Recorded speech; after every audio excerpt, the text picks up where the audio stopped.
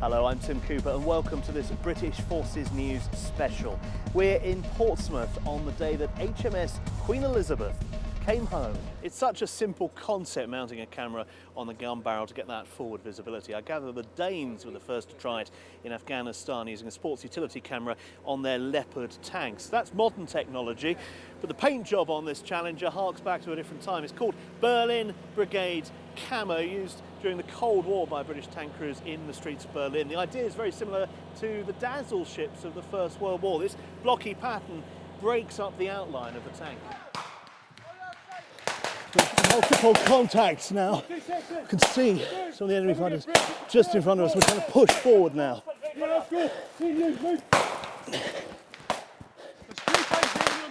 We're following the left flank of Delta Company, who are making excellent progress.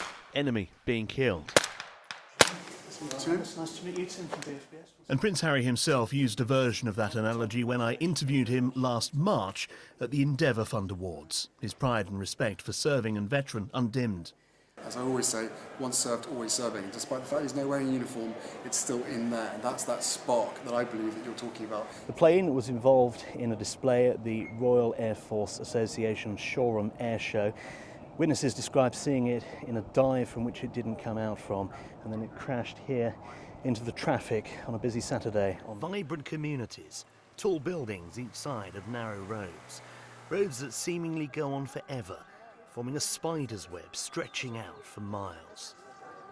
This is the Castel St Elmo, perched high above Naples. A castle started in 1329, and from here, well, you really do get the best panoramic view of this vibrant Italian city.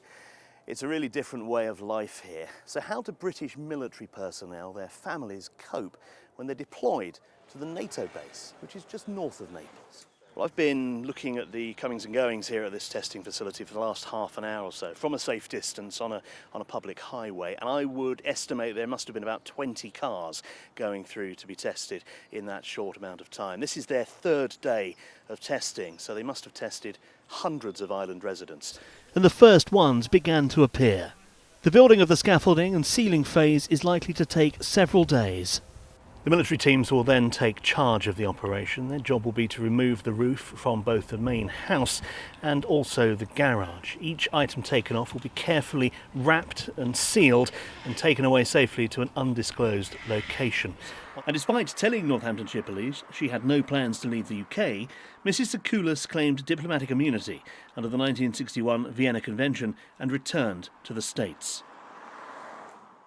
A year on, I asked Harry's parents how they feel towards Mrs Tsakoulas, who has been charged by the Crown Prosecution Service with causing death by dangerous driving.